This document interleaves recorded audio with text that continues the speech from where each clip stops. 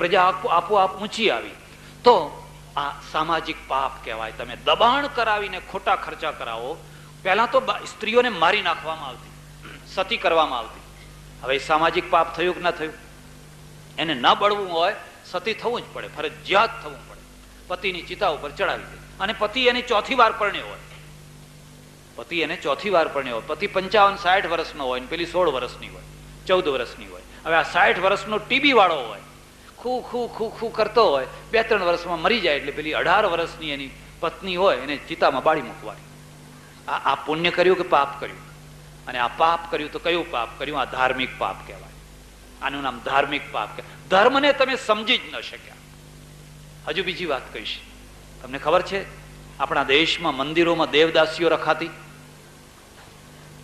અંગ્રેજોએ આવીને કાયદો કર્યો મૈસૂર સ્ટેટમાં કેટલાય. અને સોમનાથ મહાદેવમાં જયારે મોહમ્મદ ગજની આવ્યો ત્યારે સોમનાથના મહાદેવમાં 500 દેવદાસીઓ હતી. એ દેવદાસીઓ કોણ હતી? દીકરીઓ થઈ, પરણાવાતી નથી, પરણાવી શકાતી નથી. આટલા તોલા સોનું જોઈએ, આટલા પેઠણ જોઈએ, આટલું ફલાણું જોઈએ. મા બાપ પહોંચી નથી વળતા એટલે કાં તો દૂધ પીતી કરી નાખે, નહીં તો પછી એ મંદિરમાં ભગવાન સાથે પરણાવી દેવાની. એ 4-5 વર્ષની હોય અને જઈને ભગવાનના સાથે એને પરણાવી દે. પછી એને કહી દે કે આ ભગવાન તારા પતિ. હવે ભગવાન તારા પતિ એટલે મનોવૈજ્ઞાનિક રીતે કોઈ એને માન રાખે ખરું? પછી એ મંદિરમાં રસોડું થતું હોય એમાં જમે એવી 100, 200, 500 નાચે કૂદે ગાન કરે, આ કરે તે કરે, અને એમાંથી આખા મંદિરમાં ભ્રષ્ટાચાર શરૂ થઈ જાય. થઈ જાય કે ના થઈ જાય? હવે એ ધાર્મિક પુણ્ય હતું કે ધાર્મિક પાપ હતું? એ ભગવાનને પરણાવી દીધી. અહીંયા હમણાંની વાત કરું છું. હમણાં ફોરેનથી એક છોકરી આવેલી, જાંબિયાથી, સુરત તરફની પાટીદારની છોકરી. અને એને એક મારા ઓળખીતા જ છે, એ ગુરુ મળેલા બેન છે. એને કહ્યું તારે પરણવું નથી, હું પરણીને શું કરીશ? એટલે કૃષ્ણ સાથે હું તને પરણાવી દઉં. એટલે આવડી કૃષ્ણની મૂર્તિ આપી અને કૃષ્ણના સાથે એને પરણાવી દીધી. એટલે એને કહી દીધું તું હવે રાધા છે અને આ તારો પતિ છે. એટલે પેલી મૂર્તિને જ્યારે જુઓ ત્યારે સાથે લઈને જે ફર્યા કરતી હોય, સાથે લઈને જ ફર્યા કરતી હોય. હવે એ તો બિચારું કાચું માનસ છે, નવું ઢાળ ઉપર ઉભેલું માનસ છે. એને તો જેમ પોપટિયું જ્ઞાન આપો એમ આપી જાય. પણ એ પેલું પૂતળું છે, એને એ પતિ માનીને ચાલશે તો કેટલા દિવસ ચાલવાની હતી? તમે વ્યવસ્થા કરી કે અવ્યવસ્થા કરી? આ ધર્મ કર્યો કે અધર્મ કર્યો? પછી જે થવાનું હતું એ થયું, એ બારે ચર્ચા નથી કરવાની. એટલે ભગવદ્ ગીતા છે ને, એ ભગવદ્ ગીતાએ આ માર્મિક પ્રશ્નને છેડ્યો છે. અથ કેન પ્રયુક્તો યમ પાપમ ચરતિ પુરુષ. હે ભગવાન, આ જે પુરુષ છે, જે આત્મા છે, જીવાત્મા છે, કોની પ્રેરણાથી પાપ કરે છે? એને નથી કરવું. અનિચ્છન્નપી, એની ઈચ્છા નથી, એની ઈચ્છા જરાય નથી. અનિચ્છન્નપી વાર્ષ્ણેય બલાદિવ નિયોજિત. અને ગરદન પકડીને, કાનની બુટ્ટી પકડીને જબરજસ્તી એને કોઈ પાપ કરાવતું હોય તો એ કોણ છે? તમે છો. ઈશ્વરની ઈચ્છા વિના પાંદડું નથી ફરકતું. તો આ જે પાપ થાય છે એ તમારી ઈચ્છાથી થાય છે. ઘણાને આવી શંકા થતી હશે. આપણે નથી બોલતા વાતમાં ઈશ્વરની ઈચ્છા વિના પાંદડું ફરકતું નથી.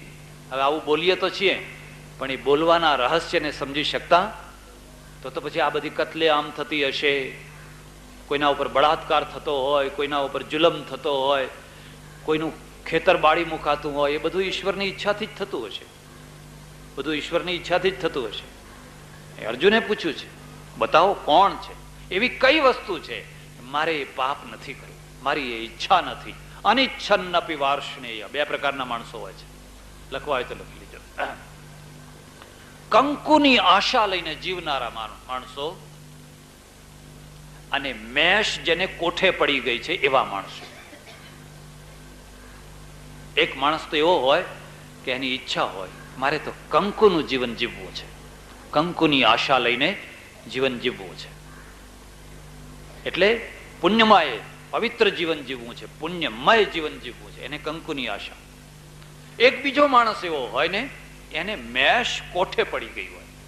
એટલે મેષ છે ને એને દુઃખ ના દેતી હોય, પણ એને કોઠે પડી ગઈ હોય અને એ એમ સમજે કે બરાબર છે. આ 2 પ્રકારના માણસો હોય છે. જેને મેષ કોઠે પડી ગઈ છે ને એની વાત નથી, એના માટે આ શ્લોક નથી.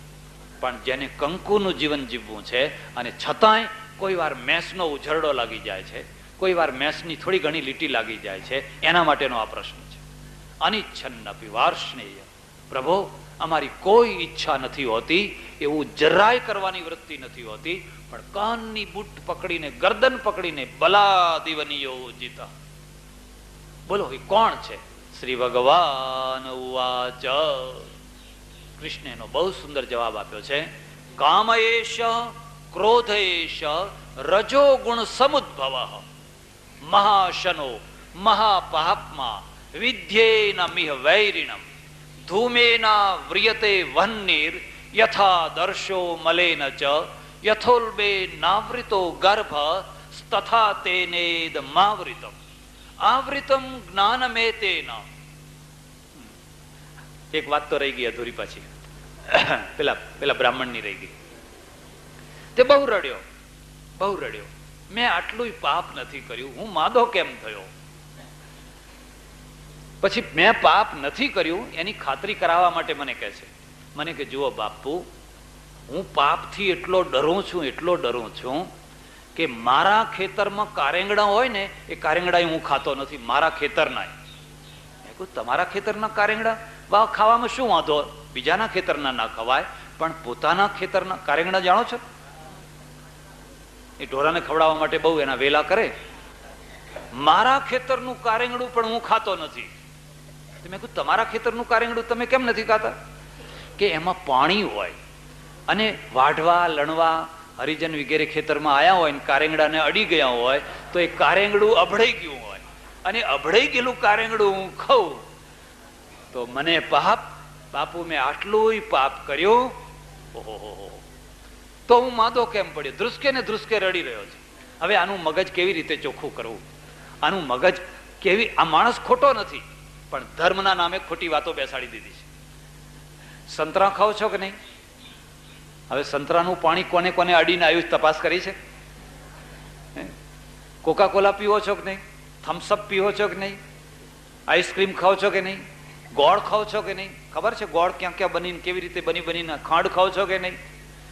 અરે બીજું તો જવા દો, તમે પાણીની ચોકસાઈ રાખો છો, પણ આપણે બધા ભેગા બેઠા છીએ ને તો આપણો વાયુ બહાર નીકળે છે, પાછો બહારનો અંદર લઈએ છીએ. હવે આ વાયુને દિવાલો રાખી છે કે આ પટેલનો વાયુ આટલી દિવાલથી આમ જુદો, આ બ્રાહ્મણિયા વાયુ જુદો. ઉપર લખ્યું હોય છે બ્રાહ્મણિયા લોજ, બ્રાહ્મણિયા રસોડું. તો એ તો ઠીક છે ભાઈ, ચાલો સારું છે. અરે હું નાનો હતો ને ત્યારે અમે બધા જાણીએ, અમે જાત્રા કરવા ગયેલા તે એમાં સુથારના બે કુટુંબ, એક મેવાડા ને એક ગુજ્જર, બે સુથાર.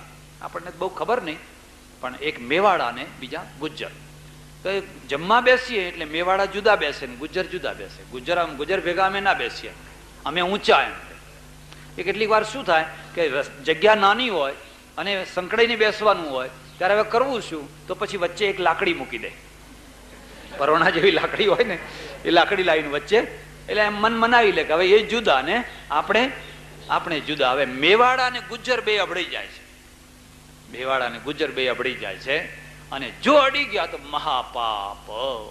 પેલાના મગજમાં આ વાત બેસી ગઈ છે કે આ કારેંગડાને પણ મેં ખાધું નથી, અને કારેંગડું નથી ખાધું એટલે આભડછેટમાં મેં બરાબર ધર્મ પાડ્યો છે, અને બરાબર ધર્મ પાડ્યો છે તો હું માદો કેમ થયો? હવે એનું મગજ કેવી રીતે ચોખ્ખું કરવું? મૂળમાંથી જ્યાં સુધી આ દિવાસળી ચાંપવામાં ના આવે આ મગજ ત્યાં સુધી ચોખ્ખા થવાના, ત્યાં સુધી આ ક્રાંતિ નથી થવાની, ત્યાં સુધી આ ચોખ્ખું નથી થવાનું. આ પ્રજા તો એમના માનેલા ખોટા ધર્મે મરી રહી છે. મેં કહ્યું તારા ખેતરના કારેંગડા લઈ આવજે, હું ખાઈશ. ના બાપુ, મરી જવું તો તમને ના ખવડાવું, તમારું ખોડિયું અભડાવાતું હશે. એટલે મેં કહું મારું ખોડિયું તો અભડાતું જ નથી, મારું ખોડું. હજુ થોડીક વાત કહી દઉં, બીજી વાત યાદ આવી. હું બહુ નાનો હતો, નવો સાધુ થયેલો અને નીકળેલો. એક ગામમાં, વિરમગામ પાસે એક ગામ ને એક ગામમાં કથા રાત્રે પ્રવચન કરીએ એટલે ગામના લોકોએ કહ્યું કે અહીંથી 5 માઇલ દૂર છે ને એક મહાત્મા આવ્યા છે. એ રહે જ છે, મહિનો 2 મહિના રહે જ છે, કુટિયા બાંધી અને તળાવમાં રહે છે. આપણે દર્શન કરવા જઈશું. મેં કહ્યું ચાલો ત્યારે દર્શન કરવા જઈએ. સરસ મજાનો હાર બનાવડાયો અને 30-40 માણસો બધા પટેલો મારી સાથે થઈ ગયા. અને પછી અમે તો ગયા. એમને હાર પહેરાયો. હું તો છોકરા જેવો, હોય તો બહુ મોટા હતા. પગે લાગીને નીચે બેઠો. હું તો એમને ખબર પડેલી કે અહીંયા આ ફલાણા ગામમાં એક જુવાન સંન્યાસી છે ને કથા કરે છે, એમને ખબર પડેલી. એટલે મને એમણે પૂછ્યું, મને કે તારું દૂધ શું છે? મેં કહું બ્રાહ્મણનું. તે ખુશ થયા, એ બ્રાહ્મણ હતા, એ ખુશ થયા. મને કે સારું સારું સારું, પણ જમવાની વ્યવસ્થા શું કરે છે? મેં કહું હું લોકોને ત્યાં જઈને જમી આવું છું. હે? આને ચમક્યા. મને કે તારું પેટ ફોડી નાખ. આ પાટીદારના ઘરનું જમે છે, બુદ્ધિ બગડી જશે. આ પાટીદારના ઘર જઈને જમે છે તો તારી બુદ્ધિ બગડી જશે, પેટ ફોડી નાખ. પણ કોઈ દાડો પાટીદારના ઘેર જઈને જમવું. હું તો કશું બોલ્યો નહીં. હવે આવડા મોટા મહાત્મા અને આપણે બોલીએ, અને મને જરા ઠીક ના લાગ્યું, બોલ્યો નહીં હું. પછી તો બીજી ત્રીજી વાતો કરીને ઉઠીને અમે ચાલ્યા. એ જ ગામના બીજા માણસ હતા ને, એ પાટીદાર પાછા. હો, એ પાટીદાર. મને કે અમારા બાપુ છે ને આ 82મું વર્ષ બેઠું, હજુ સુધી પણ ખોડિયું નથી અબડાવ્યું. એટલે એ મારા વિરુદ્ધમાં પાછો, એ પાટીદારે વિરુદ્ધમાં. આ 82 વર્ષના થયા પણ હજી સુધી એમણે ખોડિયું અબડાવ્યું. મેં કોઈ એમને જમવાની વ્યવસ્થા શી રીતે થાય છે? તમારા ગામમાં કોઈ બ્રાહ્મણ છે?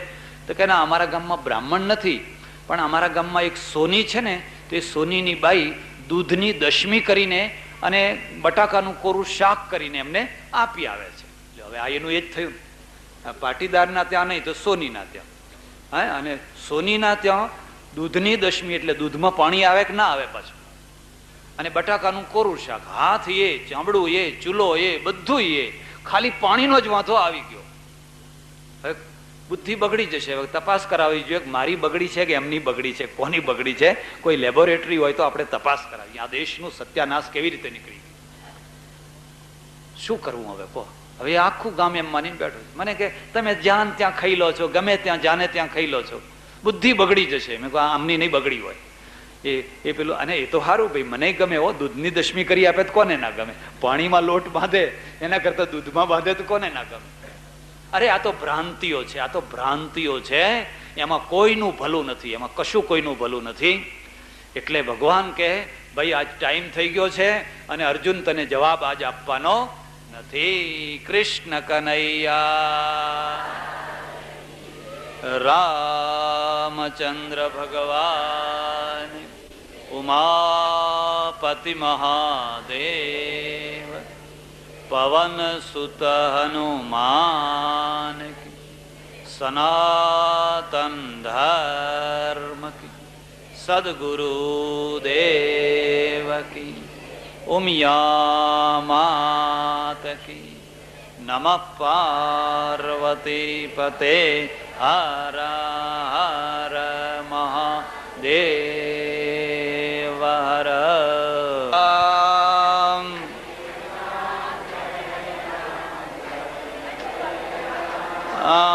શ્રી રામ જય રામ જય જય રામ.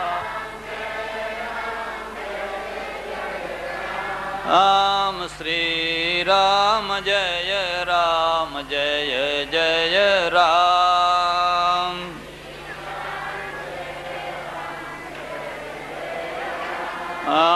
શ્રી રામ જય રામ જય જય રામ.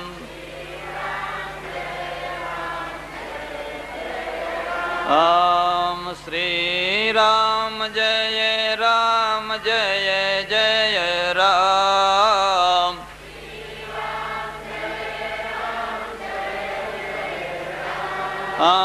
શ્રી રામ જય રામ જય જય રામ.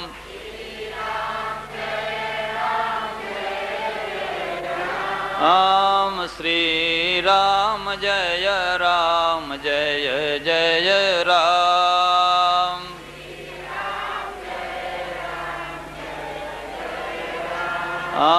શ્રી રામ જય રામ જય જય રામ.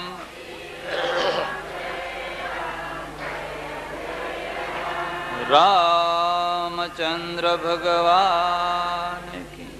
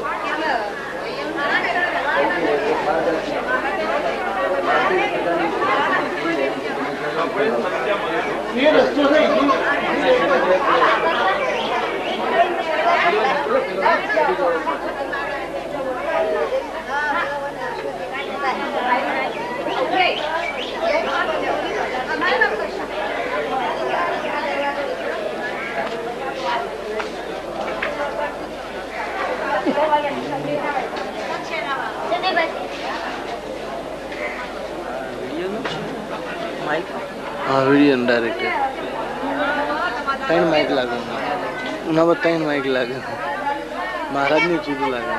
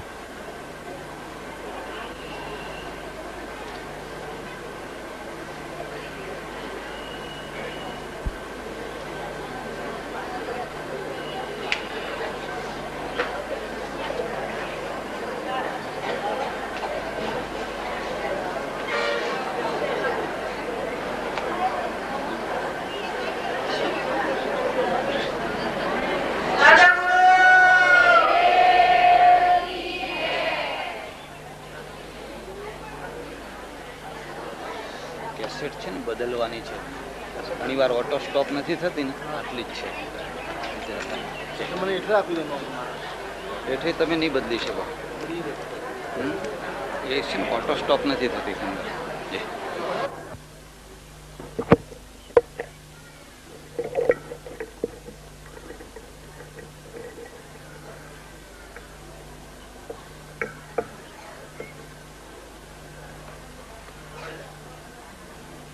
બરાબર છે.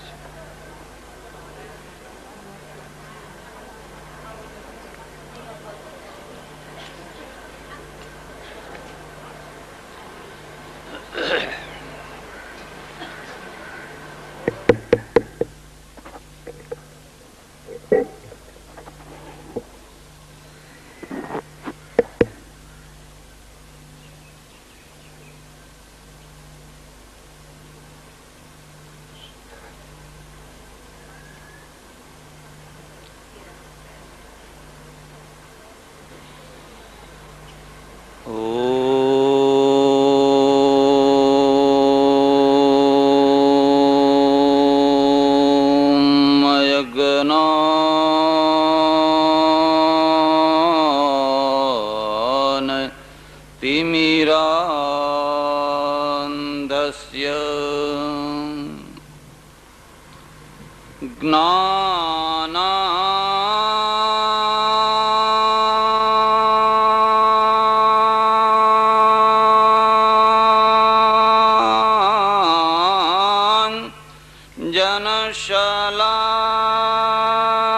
जनशलाकया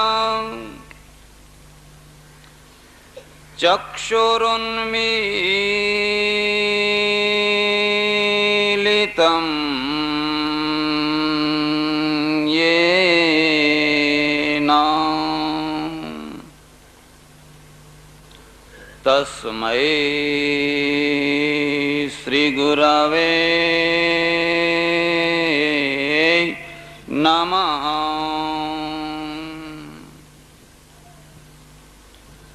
मूकं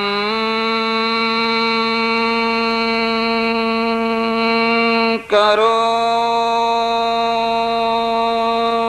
वाचा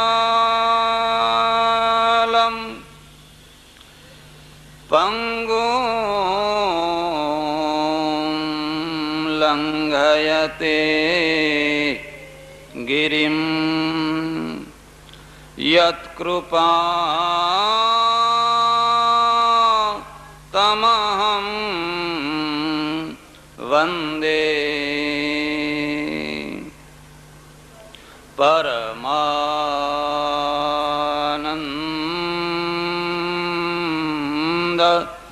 माधवम्।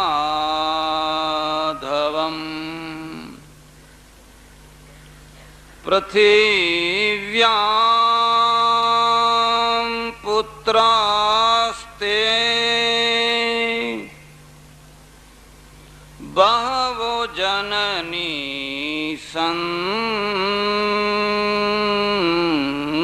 सरला परं तेषां मध्ये विरलतरलोऽहं तव सुता। मदीयोऽयं त्यागः समुचितमिदं नो तव शिवे। कुपुत्रो जायेत क्वचिदपि कुमाता न भवति। ॐ नमो भगवते वासुदेवाय।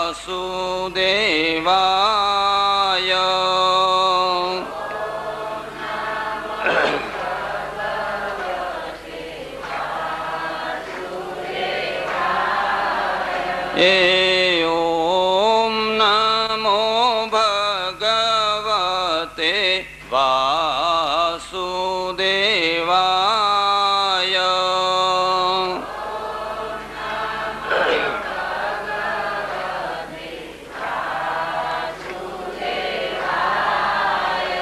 ॐ नमो भगवते वासुदेवाय।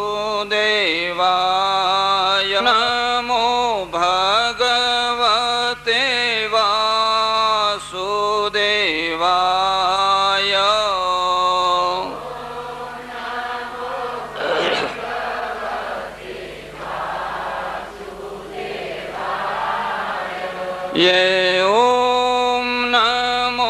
भगवते वासुदेवाय।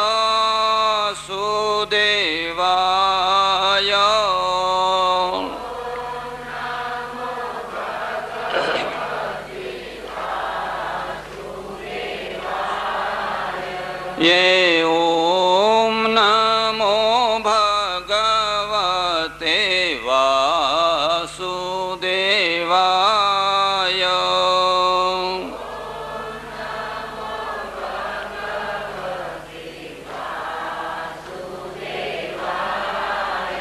ॐ नमो भगवते वासुदेवाय। ॐ नमो भगवते वासुदेवाय। ॐ नमो भगवते वासुदेवाय।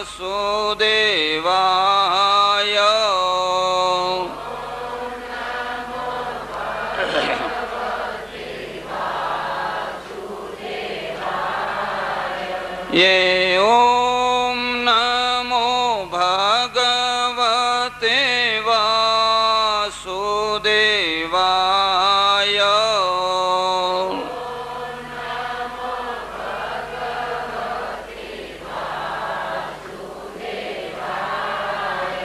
ॐ नमो भगवते वासुदेवाय।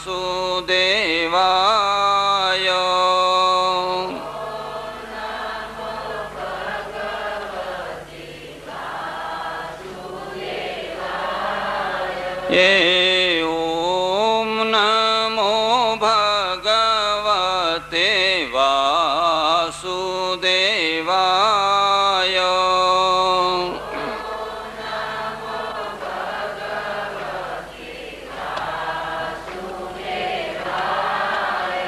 ये ओम नमो भगवते वासुदेवाय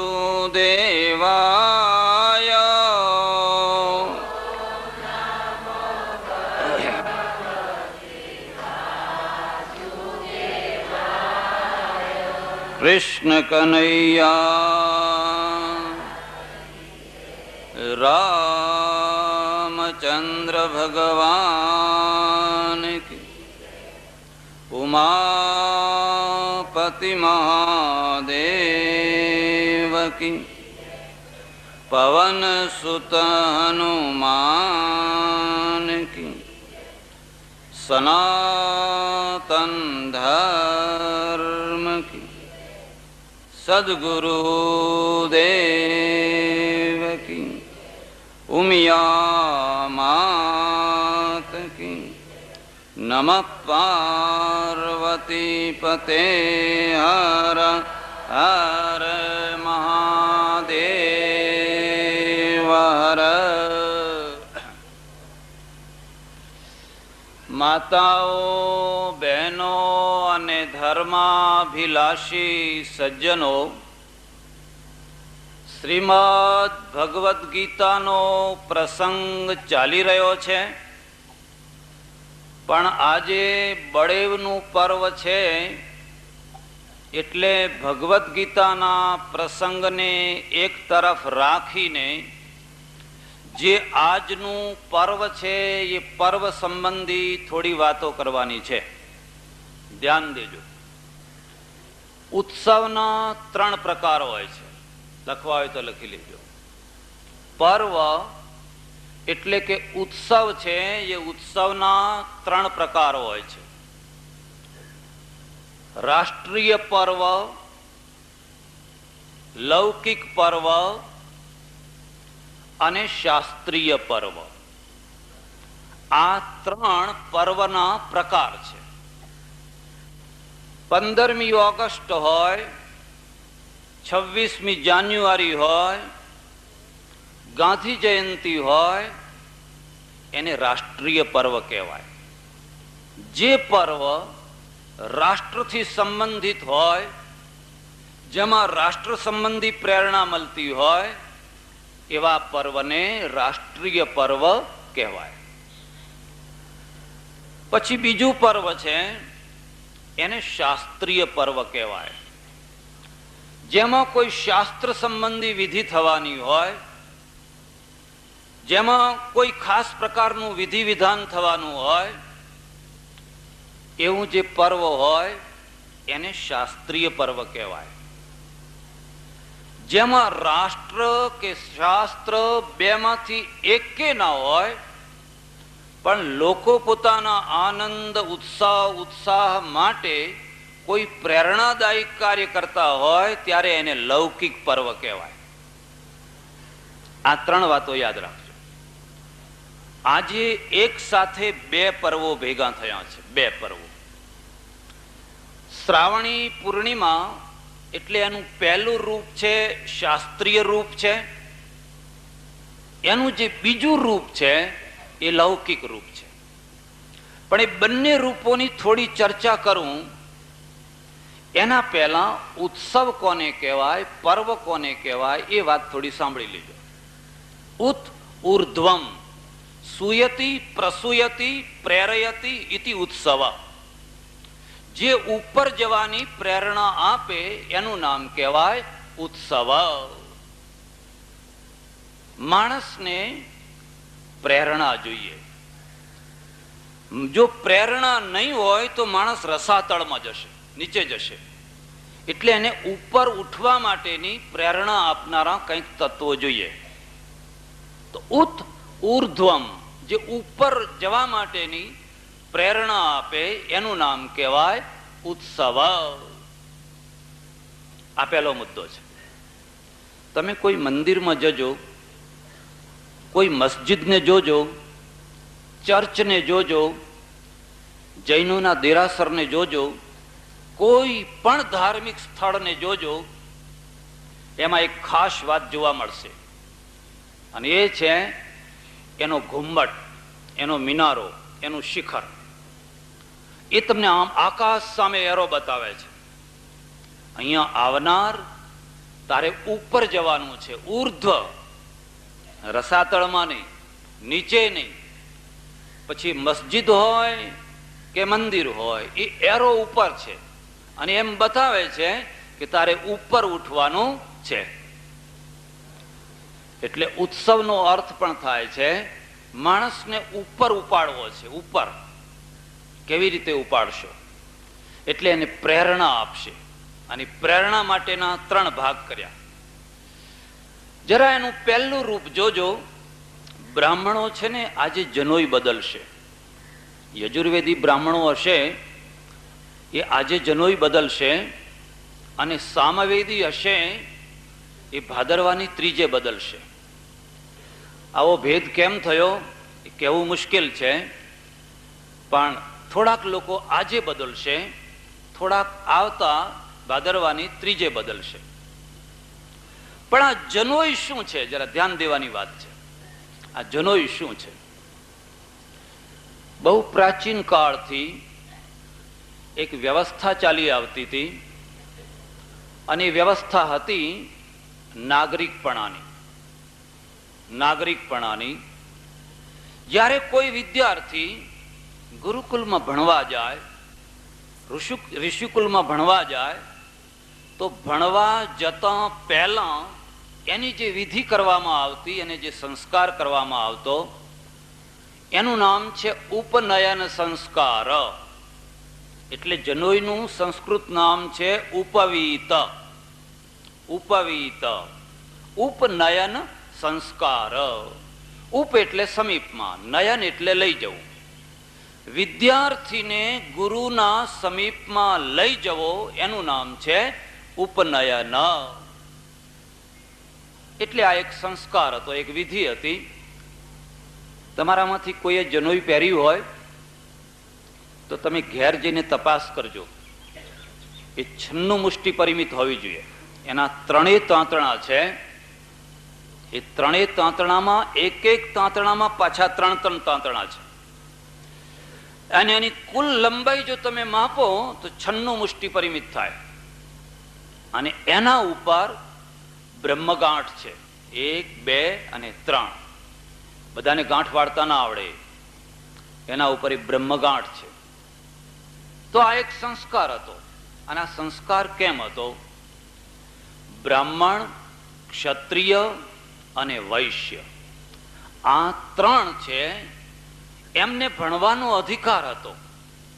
શૂદ્રને ભણવાનો અધિકાર નહોતો, સ્ત્રીઓને ભણવાનો અધિકાર નહોતો. એટલે શૂદ્રને જનોઈ ના અપાતી. અને શૂદ્ર એટલે હરિજન ના સમજી લેતા. શૂદ્ર એટલે હરિજન ના સમજી લેતા. શૂદ્ર એટલે જે જનોઈ ના પહેરે એ શૂદ્ર. જેને જનોઈ ન હોય એનું નામ કહેવાય શૂદ્ર. અને આ 3 માણસો, એટલે આમાં તો આ દેશની 80% વસ્તી આવી ગઈ. થોડી વસ્તી નહીં, 80% વસ્તી શૂદ્રમાં આવી ગઈ. પછી ગુરુકુલમાં જવાનું થાય એટલે એમને ભણવાનું હોય. એમાં 3 તાંતણા જે આપ્યા, એ 3 તાંતણા જ્યારે એ ભણીને લગ્ન કરે ત્યારે 3 ના 6 થઈ જાય. સ્ત્રીને જનોઈ નહીં, સ્ત્રીની જનોઈ પુરુષ પહેરે, એટલે પુરુષને પછી ડબલ જનોઈ થઈ જાય.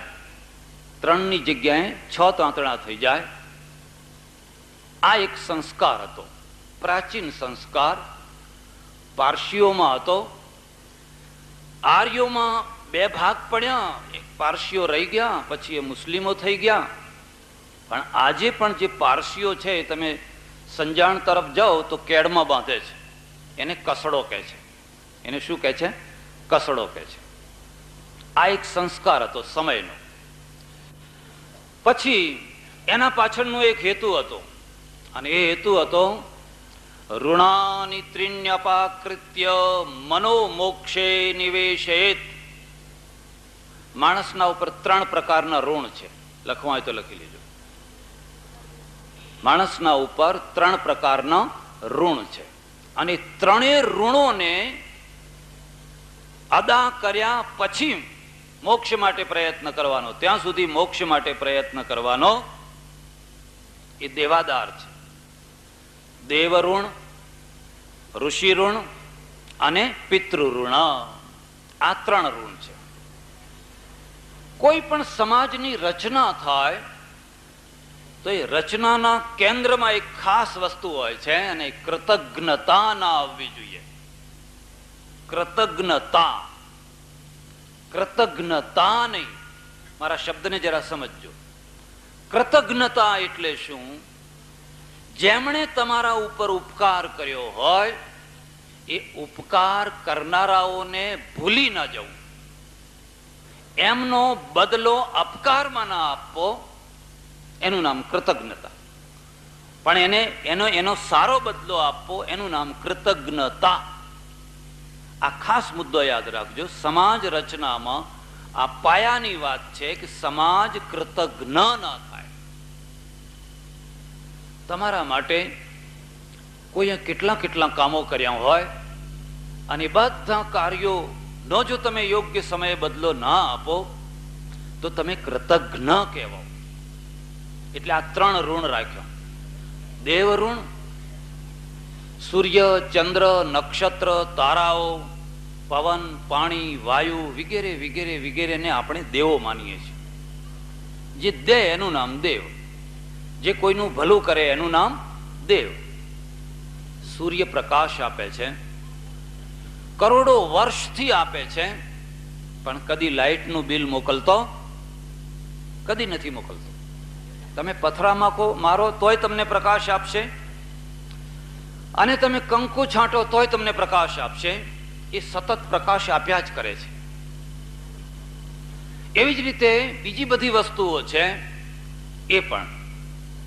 હવે તમે મોટા થયા, હવે તમે સક્ષમ થયા, તમે સૂર્ય તો બનાવી શકવાના નથી, પણ સમાજ માટે તમારા ઘર આગળ એક નાનો ગોળો લગાવી દો.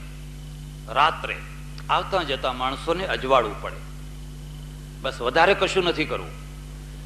તમારી શેરી છે, તમારો મહોલ્લો છે, તમારું ઘર છે, એ ઘરના આગળ એક ગોળો લગાવી દો. તમારા ઘરમાં કેટલી સ્ટીકો બળે છે, કેટલી લાઇટો બળે છે, એટલું ભેગું આ એક બિલ આવશે. તો એ એક નાનો ગોળો લગાવી દો. કોઈ ડોસો, કોઈ ડોસી, કોઈ વૃદ્ધ એક વાર પણ પડતા બચી જાય નહીં, તમારા ગોળાની કિંમત પૂરી છે. દેવ ઋણ. તમે બંગલો બાંધીને બેઠા છો, તમારા ઘરમાં ટાંકી છે, હેન્ડપંપ છે, તમારી ટાંકીઓ ભરેલી રહે છે. બહાર એક ચકલી મૂકી દો. બંગલાની જે વરંડો છે ને, વરંડાના બહાર એક ચકલી મૂકી દો. આવતું જતું કોઈ માણસ પાણી પીશે. દેવ ઋણ. અને તમને આશીર્વાદ આપશે. આજુબાજુમાં કોઈ રહેતું હોય, એના ઘરમાં ચકલી ના હોય, નળ ન હોય, પાણી ના આવતું હોય, એ તમારા નળથી ભરી જશે અને તમને આશીર્વાદ આપશે. અને નહીં આપે તો કઈ વાંધો નહીં, પણ એક ચકલી મૂકી દો. ભલે 5-25 બેડા લોકો ભલે ભરતા હોય. આ દેવ ઋણ છે. તમારી પાસે આજે શક્તિ છે. તમારા ઘરમાં એર કન્ડિશનર ચાલી રહ્યું છે, પંખા ચાલી રહ્યા છે. એક પંખો હોસ્પિટલમાં મૂકી દો. એક પંખો. જે દર્દી એ પંખાના નીચે ખાટલામાં સૂતો હશે ને, એને તમારા પંખાની હવા લાગશે ને, તમે વાયુદેવને પ્રસન્ન કર્યા. કોઈના માટે, સમાજ માટે. તમારી જે કઈ શક્તિ હોય એ શક્તિમાંથી કઈ ને કઈ સમાજ માટે કરો.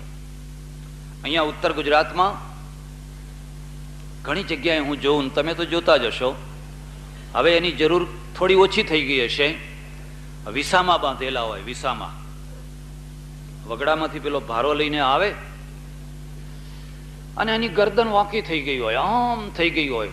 1.5 મણનો ભારો વાડીને 2 મણનો ભારો કર્યો હોય, લીલી ઘાસ, ગરદન દબાઈ ગઈ હોય. હવે ઉતારવો ક્યાં અને ઉતાર્યા પછી ચડાવવો કેવી રીતે? એટલે કોઈ દયાળુ માણસ હોય, કોઈ સદબુદ્ધિ વાળો માણસ હોય, એક વિસામો બનાવી દે રસ્તા ઉપર. આટલો ઊંચો, એટલે સીધી ગાંસડી ઉતારી દે, અને પછી જ્યારે કોઈ ગાંસડી ઉતારે ત્યારે એનો ચહેરો તમે જોજો. એના ચહેરા ઉપર જે આહલાદ હશે, જે કૃતજ્ઞતા હશે, ભગવાન તારું ભલું કરજે. જીભના આશીર્વાદનો કોઈ અર્થ નથી. આંતરડી ઠરે એનું નામ જ આશીર્વાદ છે. બાકી જીભથી તો કોઈ ગમે એમ બડબડ બડબડ બડબડ કર્યા કરે ને, સવારથી સાંજ સુધી એનો કોઈ અર્થ. પણ કોઈની આંતરડી ઠરે ને એનું નામ આશીર્વાદ છે. પછી 15 મિનિટ ગરદનને સ્વસ્થ કરી અને વળી પાછો એ ભારો ઉપાડી ની બેન ચાલતી થઈ જાય. આનું નામ દેવ ઋણ છે. તમારા ઉપર કેટલાય લોકોનું ઋણ છે, અને ઋણ જ્યારે અદા કરવાનો ટાઈમ આવે ત્યારે એને અદા કરો. પછી બીજું ઋણ છે, ઋષિ ઋણ છે. તમને કોઈએ ભણાવ્યા, બાળકોની માફક રાખીને તમને ભણાવ્યા, અને તમને વિદ્વાન બનાવ્યા, તમને જ્ઞાની બનાવ્યા, તમને હોશિયાર બનાવ્યા. હવે તમે શું કરશો? એટલે લખ્યું છે, આચાર્યાય પ્રિયધનમાહૃત્ય પ્રજાતંતુમાં વ્યવચ્છેત્સી. તમારો જે ભણાવનાર શિક્ષક હોય, જેને તમને એકડો ઘૂંટાયો, એ તમારો આચાર્ય હોય, હાઈસ્કૂલનો આચાર્ય હોય, કોલેજનો પ્રોફેસર હોય. જ્યારે પણ તમને ટાઈમ મળે ને, તમને શક્તિ મળે ને, વર્ષમાં એક વાર એની પાસે જજો અને નમસ્કાર કરજો. શક્તિ પ્રમાણે એને શાલ ઓઢાડજો, એને સ્વેટર આપજો, એને કોઈ વસ્તુ લઈ આપજો. કેટલીક વાર એવું બનતું હોય કે શિક્ષક બિચારો શિક્ષકનો શિક્ષક રહી જાય, અને ભણનાર છે ને એ કલેક્ટર થઈ જાય, એ દ્વારકાનો રાજા થઈ જાય, એ મોટો મંત્રી થઈ જાય, ને પેલો હજુ સુધી એ કડે એકો ને બગડે બેયો જ કરતો હોય, એ ત્યાંથી ખસી શક્યો હોય. ઘણા વર્ષો પહેલા હું હિમાલયમાં રહું. હિમાચલ પ્રદેશ છે ને, હિમાચલ પ્રદેશ, અને હિમાચલ પ્રદેશમાં એક 9,500 ફૂટ ઊંચું શિખર છે. એનું નામ છે ડલહૌજી. આપણે ડેલ્હાઉસી કહીએ છીએ, પણ ત્યાંના લોકો એને ડલહૌજી કહે છે. ત્યાં રહું તો રોજ સાંજે ફરવા જાઉં, 3, 4, 5 માઇલ સુધી ફરવા જાઉં પહાડોમાં, ઊંચે નીચે ઊંચે નીચે. પછી એક ઝરણું, ઉપરથી ઝરણું પડે, બહુ સુંદર દૃશ્ય. મને એ જગ્યા ગમી ગઈ, અને શિલા, પથ્થરની સુંદર મજાની શિલા. એટલે હું ત્યાં બેસું, કલાક 1.5 કલાક કંઈક ધ્યાન કરવાનો પ્રયત્ન કરું. કોઈની નિર્જન, કોઈ આવતું જતું ના હોય. અને એનું એક કારણ બીજું પણ ખરું કે ત્યાં રીંછ રહે. એટલા ભાગમાં રીંછ રહે એટલે દિવસ આથમવાની તૈયારી થાય તો માણસો બધા ખસી જાય, કોઈ માણસ હાજર ના રહે. ક્યારે રીંછ નીકળી આવે અને ક્યારે કયા માણસના ઉપર એ હુમલો કરી દે કંઈ કહી શકાય. મેં જોયું કે હું જે ઉપરની શિલા ઉપર બેસું છું, તો મારેથી નીચે 50 ફૂટ એક બીજી શિલા છે, અને બીજી શિલા ઉપર એક વૃદ્ધ બેસે છે. એક વૃદ્ધ માણસ, 75 વર્ષની ઉંમર વાળા બેસે છે. મને થયું કે આ માણસ અહીં આવે છે તો જરૂર કંઈક એનામાં અંતર્વૃત્તિ હોય તો જ એ માણસ આવે, નહીં તો અહીં આવે. પછી એકવાર અમે ભેગા થઈ ગયા. એમને મારા પ્રત્યે જિજ્ઞાસા, મને એમના પ્રત્યે જિજ્ઞાસા. કોણ છો તમે? મને કહે છે, હું કાશ્મીરમાં શ્રીનગર અને શ્રીનગરની કોલેજનો રિટાયર્ડ પ્રિન્સિપલ છું. મેં વર્ષો સુધી શ્રીનગરની કોલેજનું પ્રિન્સિપલ પદ સંભાળ્યું ને હવે રિટાયર્ડ થયો છું ઘણા વર્ષોથી. અને અહીંયા આ એટલસ સાયકલ વાળા છે, એના માલિકનો બંગલો છે. એટલસ છે એના માલિકનો બંગલો છે ને, એ મારા મિત્ર થાય તે ઉનાળામાં 1-2 મહિના રહેવા માટે અહીં આવું છું. અને પછી સાંજના ટાઈમે અહીં એકાંતમાં આવીને આ ઝરણા આગળ બેસું છું. મને બહુ આનંદ આવે છે. મેં કહ્યું બહુ સારું.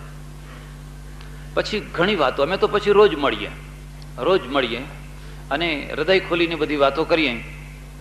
એમણે મને વાત કરી કે આ શેખ અબ્દુલ્લા છે ને, ત્યારે એ જીવતા હતા. આ શેખ અબ્દુલ્લા મારો વિદ્યાર્થી, મેં એને ભણાવેલો.